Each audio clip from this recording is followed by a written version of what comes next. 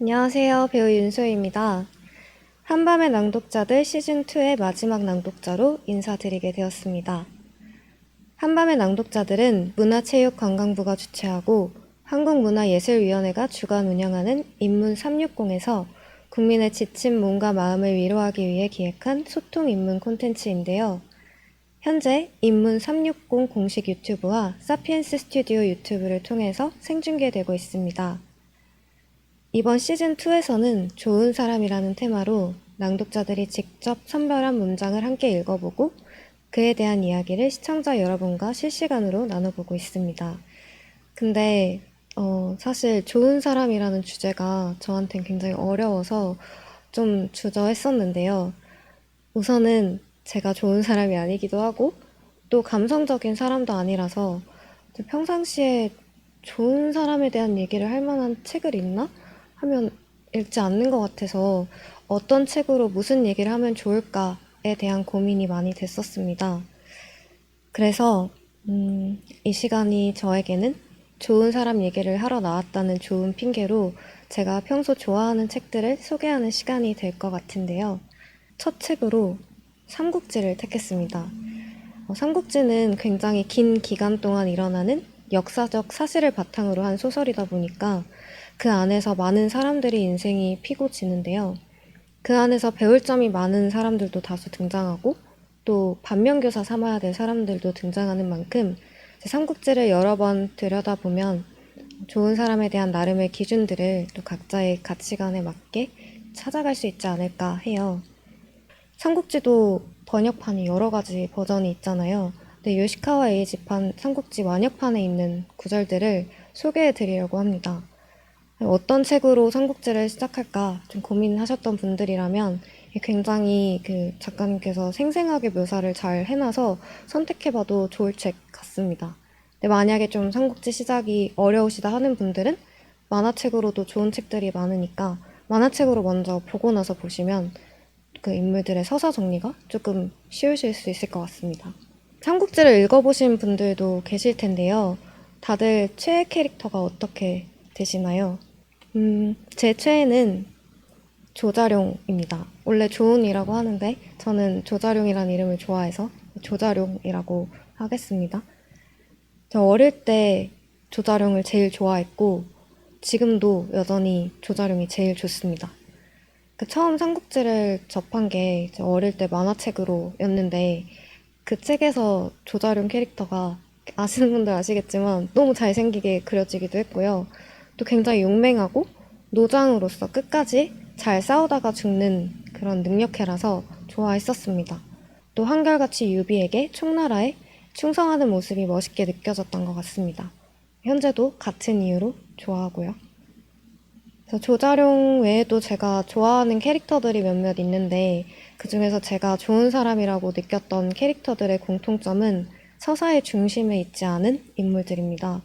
근데 제가 얘기하고 싶은 이런 서사의 중심에 있지 않은 인물들은 좀 야망이 없고 또 욕심을 버릴 줄 아는 그런 사람들입니다.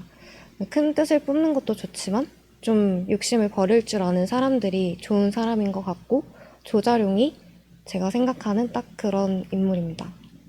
예를 들어서 이런 대목이 있는데요. 아마 많은 분들이 인상 깊게 보신 장면 중 하나일 것 같아요. 그 장면에서 조자룡은 이렇게 묘사되고 있습니다. 먼저 유비의 대사로 시작이 되는데 한번 낭독해 볼게요. 조은 같은 고갱지시는 당대에 다시 얻을 수는 없을 터. 그런 장수를 아이 하나 구하느라 잃을 뻔했지 않았는가. 자식은 다시 얻을 수 있지만 나라를 지키는 훌륭한 장수는 다시 얻을 수 없는 법. 하물며 여기는 전쟁터다. 아이의 울음소리로 범부의 마음이 약해져서는 안 된다. 그러니 던져버린 것이다. 장군들은 내 마음을 의심치 마라. 그 즉시 조은은 이마를 땅에 닿도록 조아렸다. 지금껏 넘어온 갖은 고난도 잊은 채 내 주군을 위해서라면 죽어도 좋다고 가슴에 대고 맹세했다. 삼국지 원서에 실린 구절을 보면 이 용장이 눈물을 흘리며 말했다고 한다. 간내도지하더라도 이 은혜는 갚지 못할 것입니다. 이 말을 남기고 베레하고는 사람들 속으로 물러갔다는 대목이 나온다. 조자룡은 이제 자신이 공을 세웠음에도 불구하고 그 공을 말하지 않았고 그저 맡은 일을 마친 사람처럼 물러섰다라고 나오는데요. 물론 장판파에서 적진을 돌파하고 유비의 아들을 데려온 것도 굉장히 용맹하지만 저는 더 중요한 건 그렇게 공을 세우고도 그걸 내세우지 않는 태도라고 생각했어요. 어떤 일을 해놓고도 설명하거나 자랑하지 않고 내가 어떻게 해서 구해왔다 이런 얘기도 하지 않고 그러니 날 알아달라 이런 대가를 요구하지도 않았습니다. 자신이 이만큼 했으니 뭔가 상대방도 해주길 바란다거나 자신의 공을 기억해줘야 한다거나 하는 그런 태도를 보이지 않는데요. 선의를 베풀고 그 선의를 상대에게 짐으로 남기지 않는 태도가 좋았습니다. 공작에서 말씀하신 이제 논어의 첫 장에 나오는 부분인데요. 군자의 세 가지 덕목에 대해서 나와요. 근데 거기 중에 하나가 사람들이 나를 알아주지 않아도 성내지 않는 것. 이것이 바로 군자 아니겠는가? 라는 게 있는데 인정받기 위해 행동하지 않는 사람. 이런 게 군자라는 거죠. 그래서 이런 걸 보면 조자룡은 누구라도 곁에 두고 싶을 사람이었던 것 같아요. 그래서 이런 사람이 좋은 사람 아닐까요? 조자룡 외에도 좋은 사람이라고 생각되는 사람들이 몇 명 있는데 한 명만 더 얘기해 본다면 노숙입니다. 노숙은 이제 오나라의 외교관 같은 인물인데요. 오나라 군주인 송건을 보좌하면서 이제 동호의 기반을 다진 사람입니다. 주유가 데려온 사람이고요. 제가 읽어드릴 구절이 있는 부분은 이제 조조가 북중국을 거의 다 통일하고 대군을 이끌고 내려오면서 송건에게 항복을 요구하던 때입니다. 이때 이제 오나라 중신들과 숙장들의 대부분은 그 대군들이 몰려온다고 하니까 항복을 권하는데요.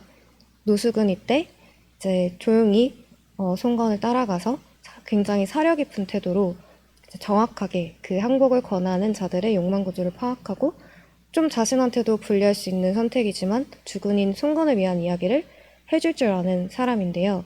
노숙의 대사를 한번 읽어보겠습니다. 숙장이나 중신 대부분이 입을 맞춘 듯 주군에게 항복을 권하는 이유는 자신의 보신과 안녕을 먼저 생각하고 주군 입장과 나라가 겪을 수치는 중요하게 생각지 않아서입니다. 중신들은 주군을 바꾸어 조조에게 항복하여도 위계는 종사관 밑으로 내려가지 않을 것이며 소가 끄는 수레를 타고 부하를 거느리며 유유히 즐기는 생활을 하면서 무사히 승진을 거듭하면 주군의 태수자리 정도는 약속받을 것입니다. 반면 주군께서는 겨우 수레 1승, 말 몇 필, 종자 20명쯤 허락된다면 항복한 장수에 대한 대우로서 충분하겠지요. 애초에 품었던 남쪽에서 천하의 폐업을 이루겠다는 바람은 죽을 때까지 성공하지 못할지도 모릅니다. 노숙의 말대로 이제 조조에게 항복을 하게 되면 노숙을 포함한 중신들은 처우가 크게 달라지지 않을 것입니다. 지금 같은 상황을 유지는 할 수 있는 거죠. 근데 반면 송건은 이제 항복을 하게 되면 항복한 장수 정도의 대우만 받게 될 거고 또 꿈꾸던 일을 이룰 수 없게 될 것입니다. 사실 이게 전쟁의 승패는 알 수가 없는 거잖아요. 이길 수 있을지도 모르는 거고 근데 자신은 또 항복을 하더라도 잃을 것이 크게 없지만 자기 몫의 안정이 아니라 주군의 입장을 먼저 생각해서 얘기해 줄 줄 아는 그런 신하인 거죠.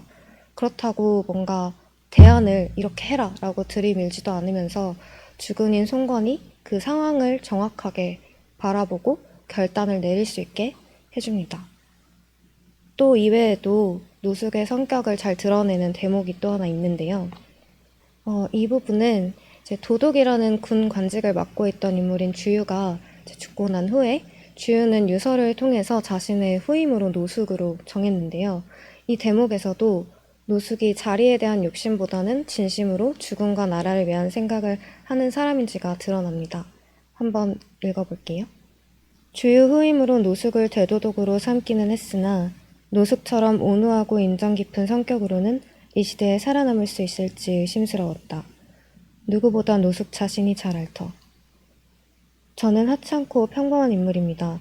주도독이 남긴 유언과 죽은 명령에 따라 일단은 그 자리를 승낙했습니다만 분명 천하를 찾아보면 더 나은 인재가 있을 것입니다. 부디 공명보다 뛰어난 인물을 찾아서 대도독으로 임명해 주십시오.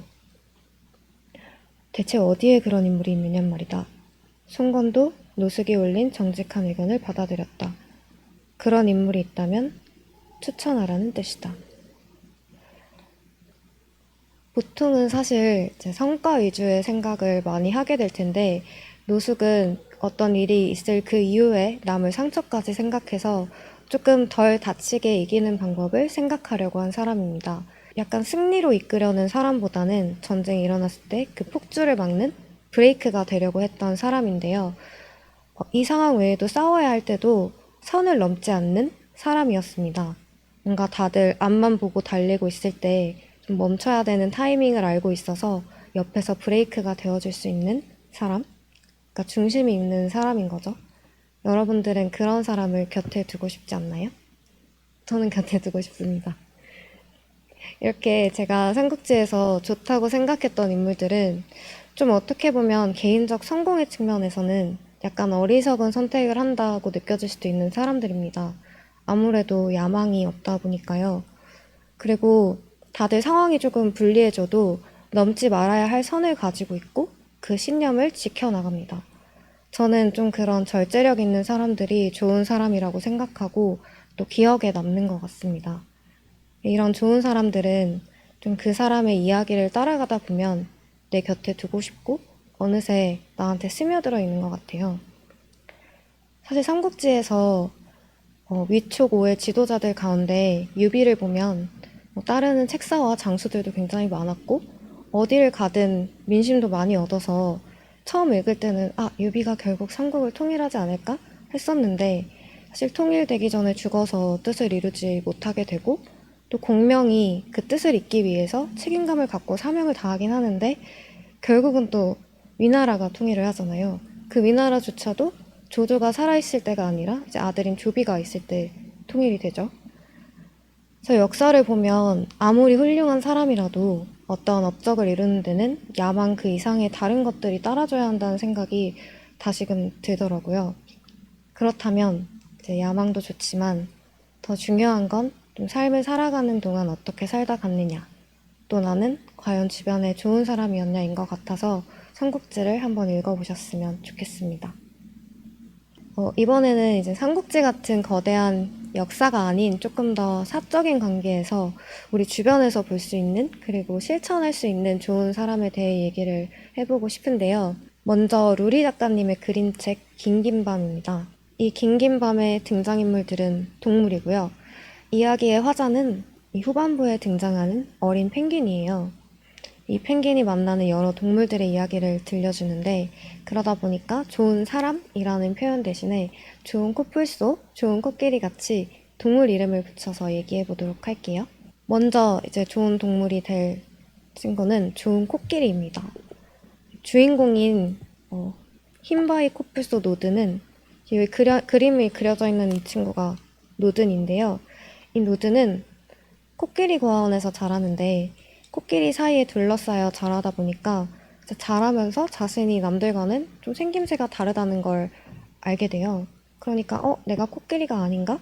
라는 생각을 하게 되겠죠. 그런 노든에게 할머니 코끼리가 이렇게 얘기를 합니다. 눈이 멀어 이곳에 오는 애도 있고 절뚝거리며 이곳에 오는 애도 있고 귀 한쪽이 잘린 채 이곳으로 오는 애도 있어. 눈이 보이지 않으면 눈이 보이는 코끼리와 살을 맞대고 걸으면 되고 다리가 불편하면 다리가 튼튼한 코끼리에게 기대서 걸으면 돼. 같이 있으면 그런 건 큰 문제가 아니야.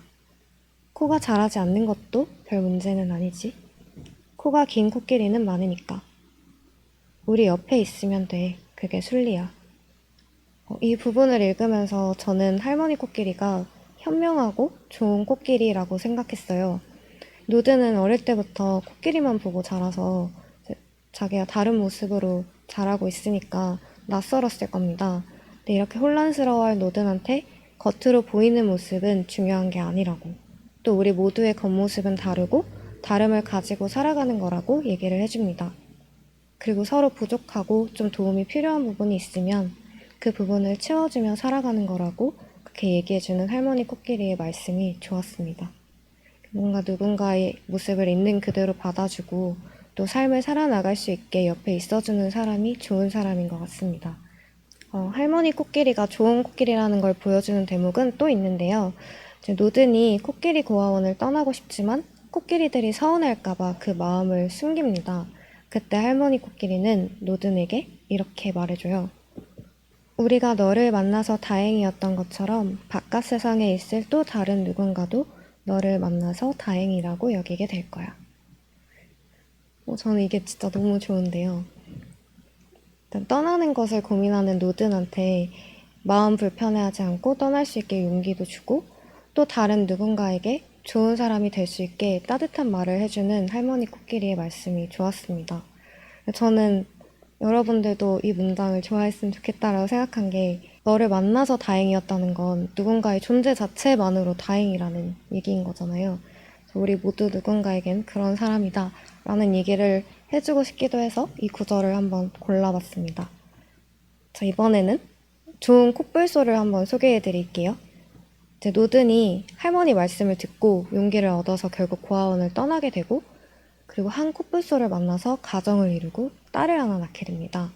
근데 어느 날 밀렵꾼들의 공격으로 아내와 딸을 잃게 되고요. 그들의 주검 위에서 몇 날 며칠 보내다가 정신을 잃는데요. 다시 정신을 차렸을 때는 동물원 울이 아니었습니다. 그 우리 안에는 앙가부라는 다른 흰바위 코뿔소가 함께였는데요. 이 앙가부는 상처받은 노든의 버팀목이 되어줍니다. 누가 앙가부고 누가 노든인지 아시겠지 않나요? 상처받은 노든이 있고 이렇게 옆에 있어주는 앙가부가 있습니다. 저는 이 앙가부가 또 정말 좋은 코뿔소라고 생각하게 된 계기가 있는데요. 노든은 앙가부에게 동물원을 탈출하자. 난 탈출할 거다. 이렇게 얘기를 하고 그런 노든한테 앙가부는 탈출은 불가능하다. 이렇게 이야기를 합니다. 여기서 이어지는 대화 내용에서 앙가부의 좋은 점을 확인할 수 있습니다. 불가능하지 않아. 노든이 앙가부를 바라보며 말했다. 내일 밤에 여길 빠져나가자. 뭐라고? 바람보다 빨리 달리고 싶다며 날 믿어봐. 앙가부는 노든을 빤히 바라보다가 결심한 듯 말했다. 좋아, 해보자. 말도 안 되는 일이지만 까짓것 해보지 뭐. 제가 정말 좋다고 생각한 건 이 앙가부가 하는 마지막 말, 바로 이 까짓것 해보지 뭐 라는 대사예요. 본인은 불가능하다고 생각하는 일이지만 노든이 간절히 원하는 일인 걸 아니까 까짓것 함께 해보기로 합니다. 전 누군가 간절히 소망하는 일을 까짓것 함께 해줄 수 있는 마음을 가진 사람도 좋은 사람이라고 생각해요. 내가 생각하는 것과 좀 다른 생각을 가진 사람이라도 나한테 소중하고 내가 아끼는 사람이기 때문에 까짓것 그 길을 함께 해준다면 그 사람에게도 감사하고 소중한 경험이 될 것이고 또 내가 함께 해줘서 상대방이 기뻐한다면 그 또한 나도 기분 좋아지는 일이잖아요. 다시 노든과 앙가부의 이야기로 돌아와 볼게요. 그렇게 둘은 함께 동물원 탈출을 꿈꾸는데요. 그러던 어느 날 노든이 아파서 다른 곳으로 격리가 되는데 그 사이 동물원을 습격한 밀렵꾼들에 의해서 앙가부도 목숨을 잃게 됩니다. 이제 세상에 단 하나 남은 흰바위 코뿔소가 된 노든은 절망과 복수심으로 하루하루를 살아갑니다. 그러다 어느 날 전쟁이라는 것이 터져서 동물원을 탈출할 수 있게 되고요. 그 과정에서 치쿠라는 펭귄과 그 치쿠가 양동이에 담아서 몰고 다니는 검은 반점이 있는 알과 함께 바다를 향한 여정을 함께하게 됩니다. 이후에 계속해서 알을 돌보던 치쿠도 체력이 다해서 죽게 되고 이 치쿠가 소중하게 품고 다니던 검은 반점 아래서 이 책의 서술자인 어린 펭귄 나가 태어납니다. 그리고 노드는 이 어린 펭귄과 계속해서 바다를 향한 여정을 함께 하는데요. 그러면서 노든이 어느 날 나에게 하는 긴 대사가 있습니다.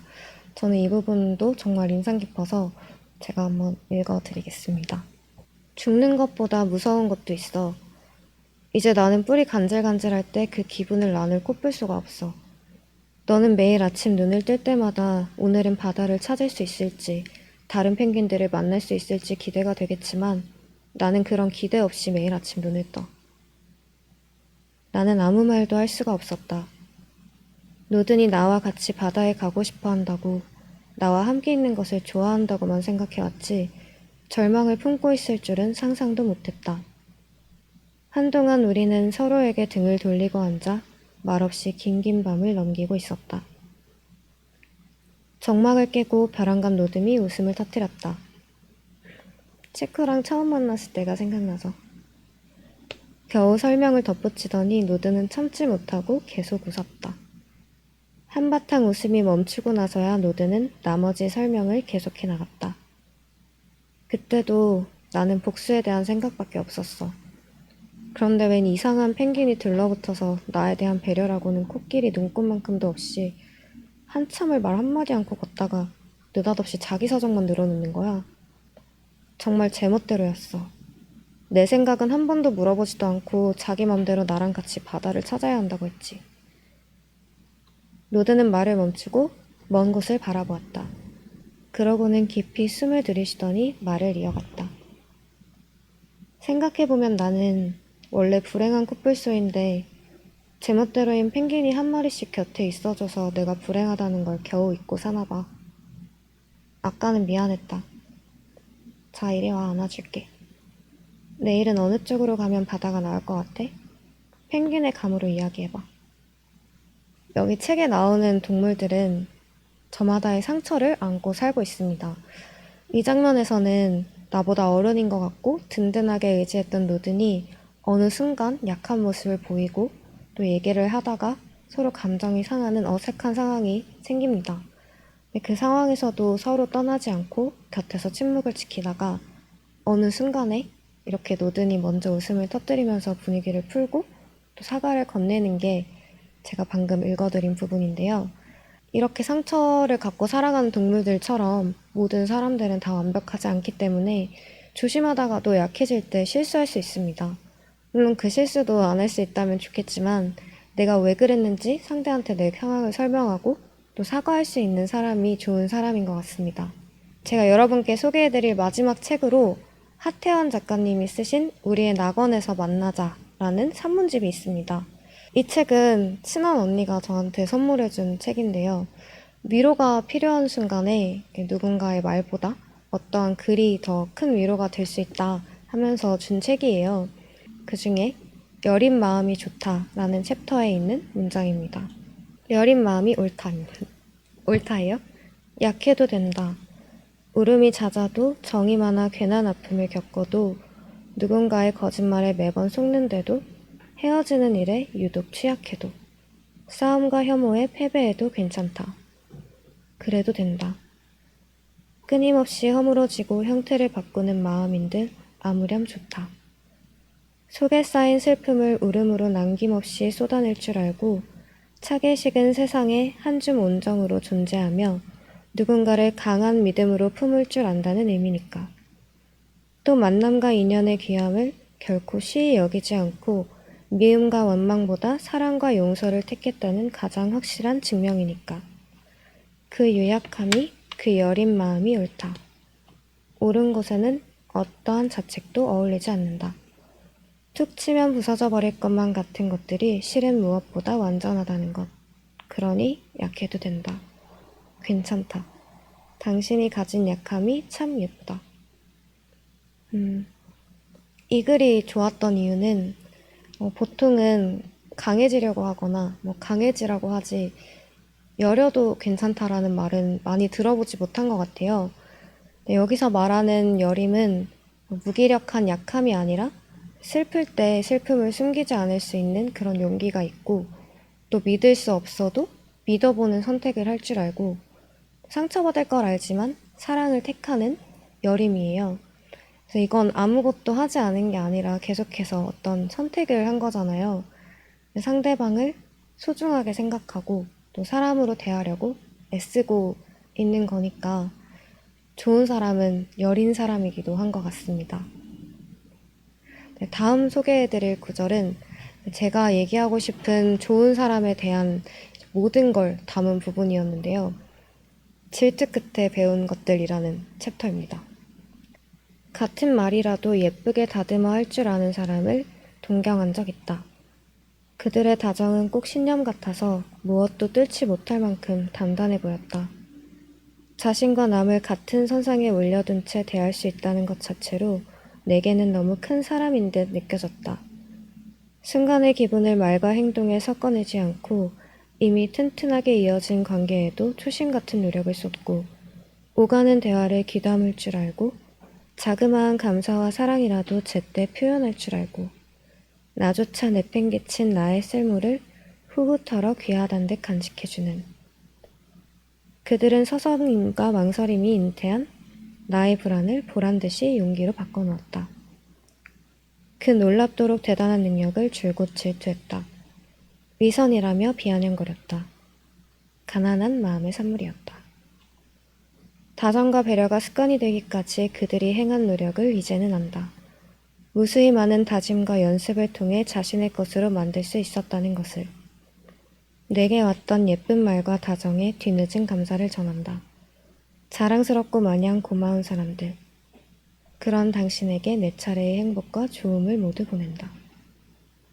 주변을 보면 이렇게 다정과 배려가 몸에 배어있는 사람들이 있습니다. 물론 처음부터 그렇게 태어난 사람도 있겠지만 처음부터 그렇지 않았던 분들도 꽤 있을 거예요. 아마도 그런 사람이 되기까지 끊임없이 다른 사람의 감정을 살피고 또 자신의 감정과 행동도 살피면서 배려를 습관화했을 겁니다. 저는 이렇게 계속 자기 자신에 대해서 생각하고 좋은 습관을 만들어가는 사람이 좋은 사람이라고 생각합니다. 제작진분들이 저한테 새해를 맞이하여 일상 속 작은 실천이 무엇인지 물어보셨는데요. 제가 올해 실천하려고 하는 건 문득 연락하기입니다. 그냥 전화하기. 언젠가 저랑 같이 일을 했던 PD님이 하셨던 말씀인데요. 어느 날 갑자기 전화가 오셨어요. 전화를 받았는데 소희씨 그냥 하늘 보다가 하늘도 너무 예쁘고 날씨가 좋아서 전화했어요. 잘 지내죠? 라고 안부를 물으셨는데 그 말이 너무 좋더라고요. 그래서 오랜만에 연락을 하고 싶은 사람이 있는데 뭔가 연락하는 이유가 있어야 될 것 같아서 망설이게 되는 순간이 있기도 하잖아요. 근데 그냥 생각보다 그냥 전화했어라는 그 말이 너무 따뜻하더라고요. 그래서 내가 이렇게 느꼈다면 다른 누군가도 나의 갑작스러운 또는 별 이유 없는 연락이 따뜻할 수 있지 않을까 하는 생각을 했어요. 그래서 올해는 그걸 잘 실천하는 한 해를 보내보려고 합니다. 네, 여러분들께도 좋은 사람에 대해 이야기하는 책 속 문장과 2026년에 어떤 사람이 되고 싶은지에 대한 이야기를 들려달라고 요청을 드렸고 많은 분들이 사연을 보내주셨는데요. 그중 1등으로 선정된 한수경님의 문장을 소개해 드릴게요. 우리 아버지가 그러더라. 잘난 사람이 되는 것보다 다정한 사람이 되는 게 훨씬 쉽지 않다고. 그러니까 감이야, 넌 남들이 말하는 잘난 사람보다 훨씬 훌륭해. 이치조미사키 작가님의 오늘 밤 세계에서 이 사랑이 사라진다 해도 속 문장이라고 합니다. 이 문장을 고른 한수경님의 이야기도 읽어드릴게요. 저는 언제나 다정하고 예의 바른 사람이 되고자 했습니다. 실제로도 그래왔다고 생각했고 주변 사람들로부터 얘기도 자주 들었어요. 바쁜 와중에도 항상 남을 잘 챙긴다고. 그런데 작년에 대학교를 졸업하고 취업을 준비하면서 자꾸만 다정을 놓치는 것 같은 기분이 듭니다. 취업 준비를 하면서 돈도 시간도 많이 쓴다는 핑계로 마음의 여유가 없어졌고 마음의 여유가 없으니 남보다는 나를 먼저 생각하게 되더라고요. 그러다 보면 내가 생각하는 좋은 사람과는 멀어지는 것 같아서 우울해지기도 합니다. 어쩌면 저희 2026년은 또 취업에 실패할지도 모르겠습니다만 다정함만은 잃지 않으면 좋겠습니다. 제가 그리던 좋은 사람이 될 수 있게 올해는 다정함을 잊지 않고 지내보려고요. 한수경님이 제가 생각하는 딱 좋은 사람인 것 같은데요. 이렇게 다정함을 습관으로 계속 가지고 계시고 또 주변 분들한테 다정한 사람이다라는 얘기를 들으시는 걸 보면 근데 그렇게 다정을 해낼 수 있는 분이라면 그게 뭐든 앞으로도 해내실 수 있을 거라고 생각합니다. 2026년에 다정뿐만 아니라 취업도 꼭 잃지 않고 지키시길 제가 응원하겠습니다. 다정함도 체력이다라는 말 많이 하잖아요. 그러니까 이제 좋은 컨디션을 위해서 잠을 잘 자야 돼요. 내가 컨디션이 좋아야지 이제 남을 챙길 여유도 생기는 거니까요. 그래서 꿈조차 깰 틈 없이 평화로 가득 찬 밤을 보내시길 바라면서 다들 안녕히 주무세요. 그럼 저는 여기서 인사드리겠습니다. 평안한 밤 보내세요. 감사합니다.